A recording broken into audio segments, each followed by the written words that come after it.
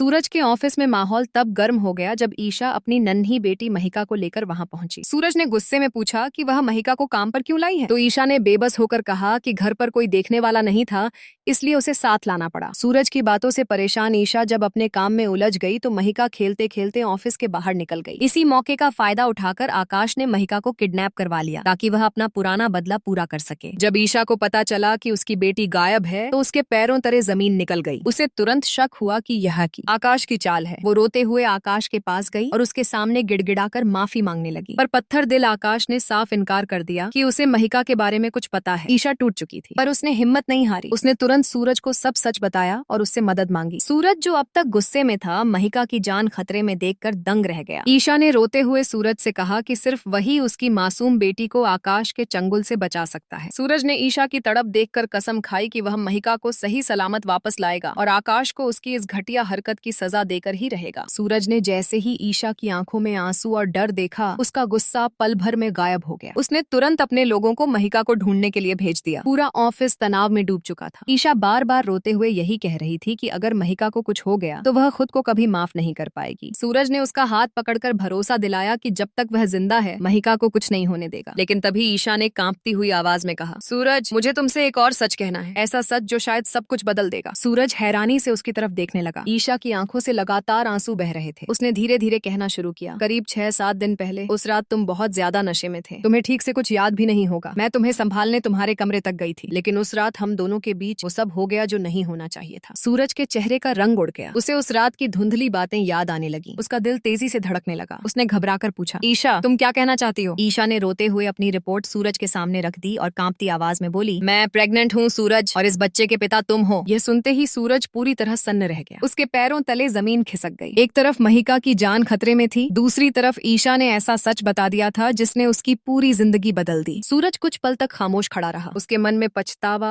डर और जिम्मेदारी एक साथ उमड़ पड़े। ईशा रोते हुए बोली, मैंने तुमसे यह बात छुपाने की बहुत कोशिश की, लेकिन आज जब महिका खतरे में है मुझे लगा अब और झूठ नहीं जी सकती। मुझे नहीं पता तुम इस बच्चे को अपनाओगे या नहीं, लेकिन अभी मेरी बेटी को बचा लो सूरज, प्लीज। सूरज ने गहरी सांस ली। उसने पहली बार ईशा की आंखों में सिर्फ एक माँ का दर्द देखा। उसने धीरे से कहा, मैंने जिंदगी में बहुत गलतियां की हैं, लेकिन अब नहीं। मैं महिका को भी बचाऊंगा और तुम्हें अकेला भी नहीं छोड़ूंगा। उधर आकाश अपने अड्डे पर बैठा मुस्कुरा रहा था। उसे लग रहा था कि इस बार उसने ईशा और सूरज दोनों को पूरी तरह तोड़ दिया है, लेकिन उसे नहीं पता था कि अब सूरज सिर्फ गुस्से में नहीं था, अब वह एक पिता बन चुका था, और एक पिता अपनी औलाद को बचाने के लिए किसी भी हद तक जा सकता है।